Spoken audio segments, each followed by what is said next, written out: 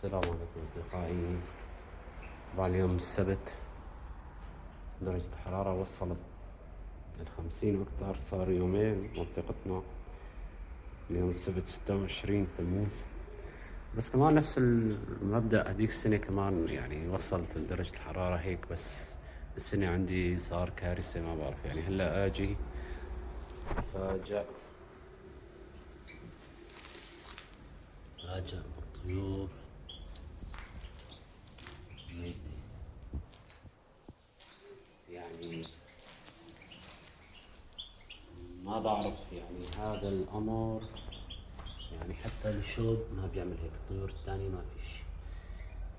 يعني اتفاجئ بمفاجأة. هاي لسه ما دورت مكان ثاني. في سبب. هلا راح افحص الطيور كلها الميتة، يعني مو معقول الشوب. يعني الطيور كلها صحتها كويسة. يعني السبب هذا،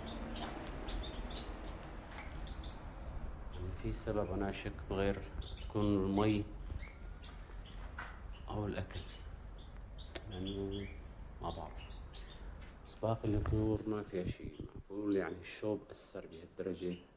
مع إنه درجة الحرارة إيه هون يعني أشوه من برا، بس برا يعني عالية كتير، بس هون أقل. وعندي يعني أكتر من منفذ هواء، 2 3. يعني عندي منافذ هواء، يعني في تيار هواء، في هواء هون. فالحمد لله على كل حال. بس يعني فعلا شي بيزعج.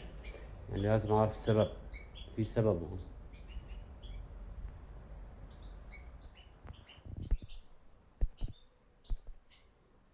الحمد لله على كل حال.